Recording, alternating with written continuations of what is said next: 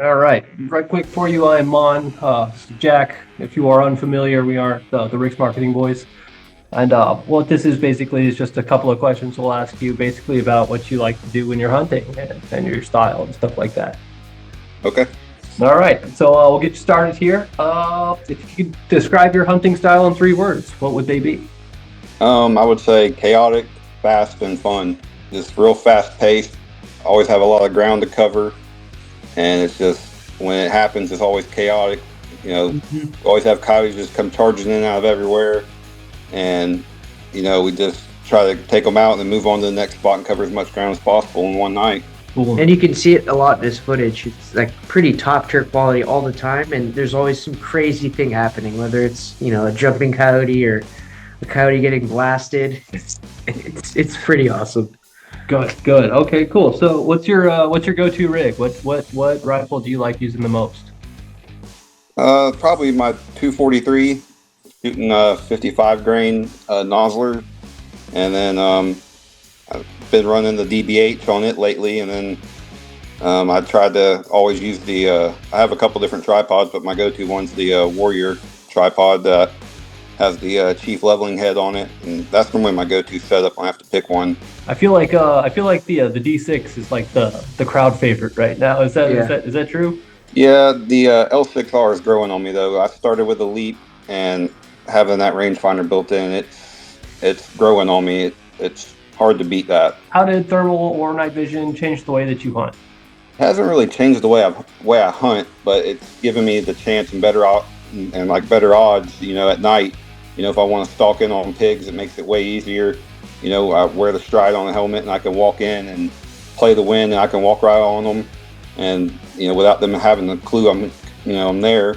Or, with coyotes, it's so much easier, with thermal, seeing them coming through the brush and tall weeds and stuff, you can pick them out. It just makes it all around easier.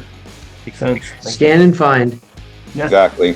All right. So any features on your rig setup that you think more people should take advantage of? Definitely the ocular zoom on the Elites. RIX was the first to have them. Now there's, some others out there with them, but that's a real nice feature. Being able, like I always have them come charging in quick from every different angle, and it makes it nice being able to flip that lever real quick and just zoom in real quick and not have to worry about spinning the dial or anything. And I love that feature. That's one of my favorite things about the Elite. And then probably the DBH. Everyone always forgets about the built-in laser. I had to use it the other night. We were looking for a dog for over an hour, and I was like, "Oh yeah, I got the laser." And then we played the video back and pointed the gun right where we last saw the coyote, and we ended up walking right out there and found it. After we looked for an hour. Tell me about some common mistakes you see new hunters making with thermal gear and how to avoid those. I see a lot of people always buying stuff off like eBay and taking people's words on whether or not it actually comes with a warranty. Maybe I always tell my buddies is if you're going to buy something off there, do the research, call whatever company the scope is made by, and ask them if that scope really is covered. I always tell people just spend a little bit extra money and buy it from a dealer. Just do your homework and make sure before you buy, just because it would suck to spend all that money and then get something and it not be what it was meant to be. Start with your warranty off fresh. Yep, and there's just so many resellers. Like dealers can get it from distribution. Then you have random people on eBay. It's like you can never tell until you actually call the company and ask about the serial number. So like decision making, when you are lining up a shot, what are you thinking? Well, first off, like the number one thing is always wind. That's my biggest thing. If the wind's not right, I won't even go in somewhere. I'd rather them see me than smell me, but wind's always number one for me. And then, I always have a couple people with me normally, and I'm just always making sure, before we set up that, everyone knows who's set up where, and making sure everyone's close enough where we can hear each other do the countdown. Make sure everyone's, not too far spread out either, though. That way, people have messed up before and, aimed at other people. And I try to prevent that by making sure everyone's just set up pretty close to each other where they can't swing and point at somebody else. After that, I'm always normally running the call, so I'll normally give the countdown. If it's just one dog coming in, I won't shoot. Normally, I'll just sit there and film and let whoever else is listening, take the shot. And then after that, it's pretty much that on repeat the rest of the night. I'll try to set up the same way. Whatever works the first time, we try to stick with it the rest of the night. Do you generally run solo, or do you usually run with the crew? No, I never go solo. I've had too much stuff happen back in the day, and try to always make sure at least somebody's with me. I'm always in some nasty areas, and it's just something more to happen. It's better just have somebody with you. I like that. That makes sense. Do you have tips for someone that's trying to get into thermal, and like what type of setup would you recommend to somebody? Do you think that they should go like the monocular route just to get their feet wet with thermal, or go That's straight what for honestly, that's what I did. The first thermal I ever bought was the K2. I bought it, and then it was like an addiction ever since then. I always tell people, if you want to come look at something, come look at it before you buy it. But I always tell people also, spend a little bit more money the first time, because you're going to buy something and be like, oh, I want the next best thing, and then you're going to be right back to buying something else, right after. Take your time and save up a couple $100 more normally. Normally, $200-300 more can get you something just a little bit better that you'll actually be happy with. I see a lot of people cut corners and try to save a little bit, and then they end up not happy. It's crazy too. You think you got like 6 months to save for, until season comes around. Yeah. It's like once you see like a 6 over like a 384, you're just like that's fair. Like if you go from 384 to 640, that's a huge difference for people. But even the L3, like that thing looks pretty good still. Yeah, that L3 is hard to beat. That was my first scope, and anytime I ever look through any other 384, I'm like, oh, I don't know. But every time I look through my L3, it never disappoints. I never have that issue. It's always something about the contrast and the way it reads humidity. Yeah. Yeah, and where I'm at is so humid. I'm down in Central and South Florida, and it's like a jungle down here. Oh, you hardly ever have any good nights, and those leaps just cut right through it. Hard enough being in Central Texas with the humidity. When you're in Florida, surrounded by ocean. Yep. What is your opinion on the hunting community right now, and what do you wish would evolve? Biggest thing I wish would evolve is more states become more lenient, and like I'm lucky where I'm at. I hunt mainly Florida, Georgia, and South Carolina, and we can pretty much, about like Texas, we hunt predator hunt, hog hunt year round. I just wish a lot more states would become like that. There's a sport that everyone can enjoy in the off season, and it helps landowners, it helps keep the population in check, and I really wish a lot more states would follow that and make the restrictions less, and especially like caliber restrictions and stuff. If someone's going to do something illegal, they're going to do it whether they want to, or whether there's a law or not. They're not. In my opinion, I don't think they're stopping people from doing bad stuff. They're just hurting the guys that are doing the right thing.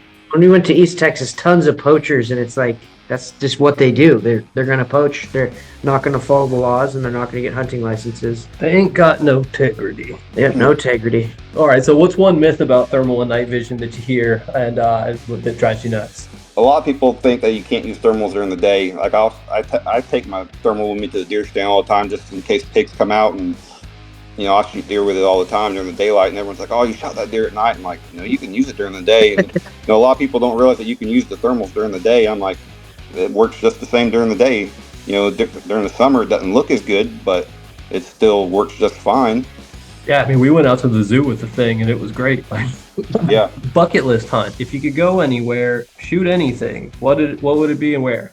It'd probably be Idaho and a mountain lion hunt. That's pretty cool. What is it about mountain lions? I don't know. I'm in Florida. We have panthers down here. We're not allowed to hunt them.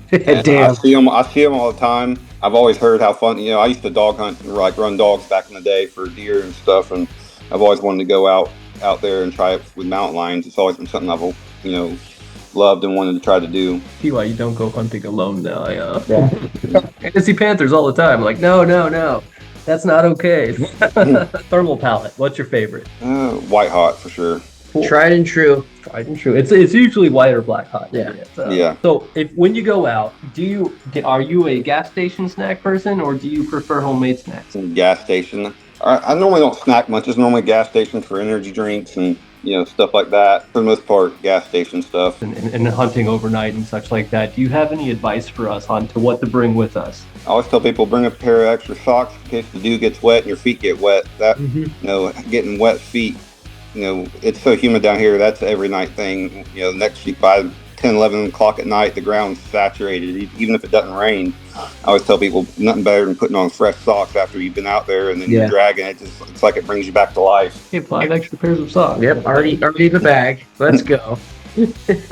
All right. Do you have a preference between hogs and coyotes? Coyotes for sure. They're way more fun. I feel like it's more of a challenge. There's so many hogs down here. We're overrun with them. Hogs get boring to me, and then plus when you start really shooting them, it's kind of, if the people want you to move them, then it sucks, because then you're trying to load up 200-300 pound hogs, and unless they let us just let them lay, I'll go for coyotes any day over pigs. All right, on, man. Those are all the questions that I got for you, and I really appreciate you for taking the time to speak with us here today as well. You know, you guys. No problem. No problem at all. On top of that, is there anything that you'd like to add for us? Oh, I had a tip for people. I had this wrote down. I forgot to flip over to it. People like starting out, if they're trying to sight on their scopes. I see people talking all the time about using hot hands and stuff. I was going to say, I found a trick last year, and I've been using it ever since. I use a rubber mat, and I get like white plasti dip, and I spray paint the mat white, and then I get stencils and lay on there, and I get black plasti dip, and I'll paint over that and make a black target. And then when you shoot with that rubber mat, you can see your impact spot in the scope for a minute or two at least normally, and then you can just move your crosshairs right to your impact spot. It makes dialing in. You'll drill holes after that with your scope, because you can actually take your crosshair right to your impact spot, and it makes all the guesswork. It takes it all out of it. It makes it so much easier. And the rubber, it doesn't completely destroy it, so it retains some of that. That's awesome. Yeah, I started going to like Tractor Supply and getting thicker rubber, like they sell it for stall mats, and it's probably at least half an inch, 3/4 inch thick. And when I switch to that, you can see your impact spot for probably 4 minutes, and so you can. Smart. Oh yeah, it makes sighting the scope so much easier. You don't even have to paint it. You can just get like that foil duct tape stuff, and that pops in the scope any time of day, whether you can see that perfect, or stick a hot hand up there. But I always just use foil tape or that plastic dip paint. And it makes sighting in the scope super easy. Definitely adding that in there for everybody and for us too. Yeah, pro tip. Rubber mats, bro. That's awesome. Bam. All right, brother. That's all I got for you. Sounds good. I hope you have a good day. Take it easy, man. You too. See ya.